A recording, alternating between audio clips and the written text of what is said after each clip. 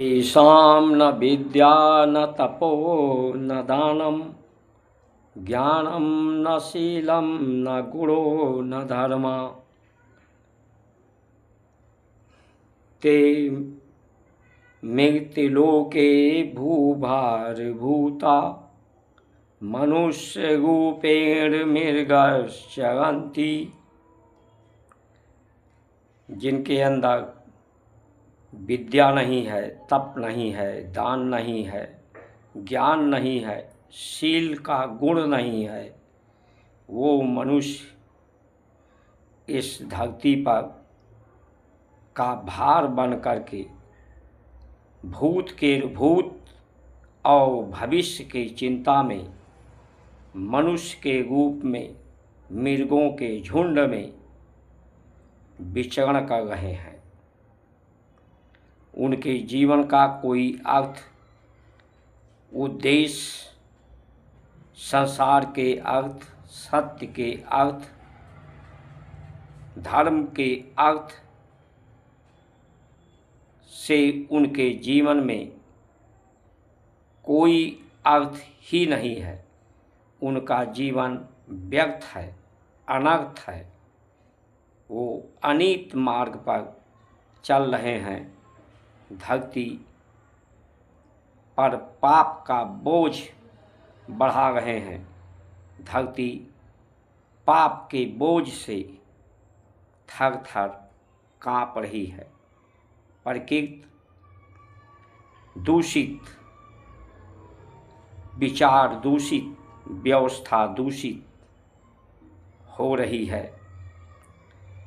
सत्य का अर्थ, सत्यार्थ यही है कि हमारे जीवन का आधार लोगों का आश्रय है। माता पिता का आश्रय, गुरु का आश्रय, प्रकृति का आश्रय, अंतरिक्ष का आश्रय, ब्रह्म का आश्रय, ब्रह्मांड का आश्रय।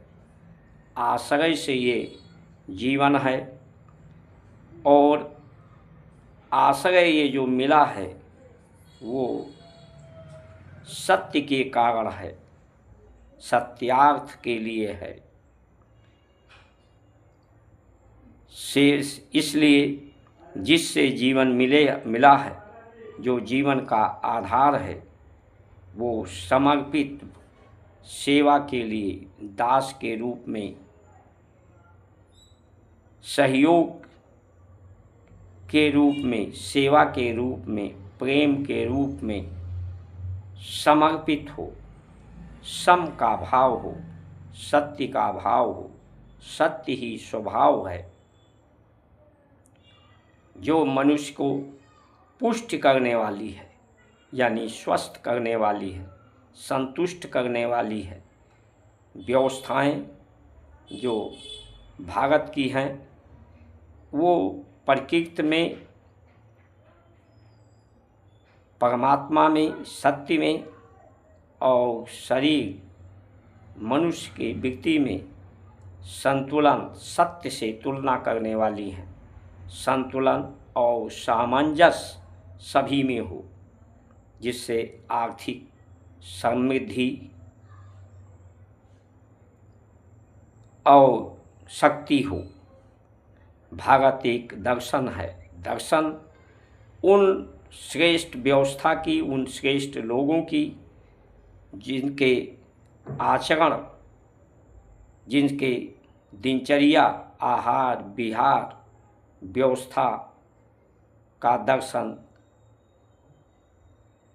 जो स्वस्थ हैं, पूर्ण रूप से संतुष्ट हैं, पुष्ट हैं, शक्ति संपन्न हैं, समृद्ध हैं, उनको दर्शन करके उन्हीं के अनुसार चरित्र, चिंतन और ये कार्य जो सत्य के द्वारा ही, सत्य ही कारण है सभी कर्मों का, क्रिया का, तो ये क्रिया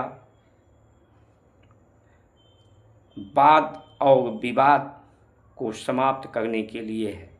वाद यानी बीमारी से बचत और विवाद से बचत। व्यय को सीमित करने के लिए व्यय जो प्राणों का आय व्यय आगमन और निष्कासन है, ये कम हो, संतुलित हो। जब व्यक्ति प्रतिक्रिया सांकेतिक प्रतिक्रिया करता है, सांकेतिक प्रतिक्रिया सबसे उत्तम प्रतिक्रिया है। पराभाषा, परावाणी, बिना बोले ही सांकेतिक प्रतिक्रिया होती है। जितना कम बोलेंगे, संयमित बोलेंगे, उतना ही प्राण का आय व्यय कम होगा।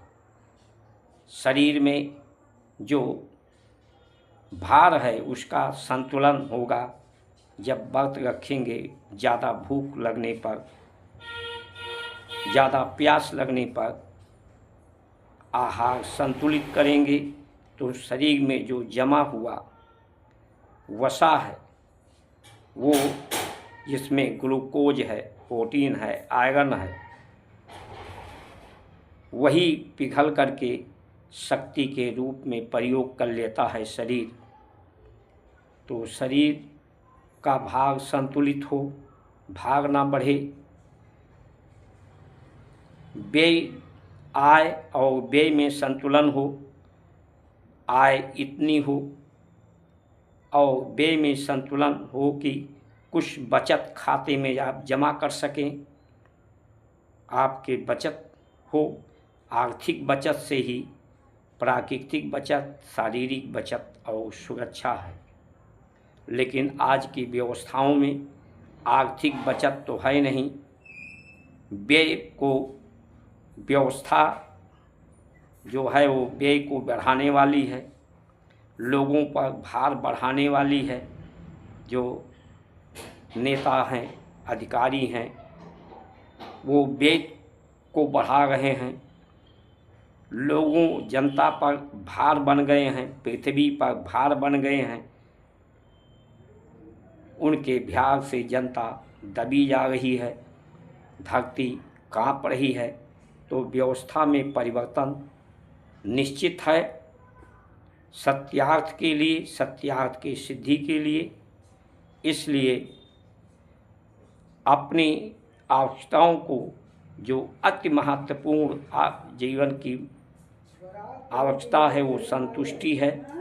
अगर आपको अपनी व्यवस्थाओं से संतुष्टि नहीं मिलती, जीवन से संतुष्टि नहीं मिलती, जैसा कि आज देखा जा सकता है, विश्व के जितने भी नीति निर्धारण हैं, नेतृत्व करता हैं, नियम बनाने वाले हैं, वो वृद्धावस्था 75 के बाद के हैं, आयु के हैं। जबकि ये आयु स्वयं की संतुष्टि के लिए है, पुष्टि के लिए है, संतुष्टि की समीक्षा के लिए है। लेकिन जब ये 75 वर्ष तक संतुष्ट नहीं हो पाए तो दूसरों को ये क्या संतुष्ट कर पाएंगे। इसलिए गंभीर समस्याएं उत्पन्न हो रही हैं और इन गंभीर समस्याओं से बचने के लिए अपने व्यय को सीमित करें, यही सरल उपाय है। जय श्री राम।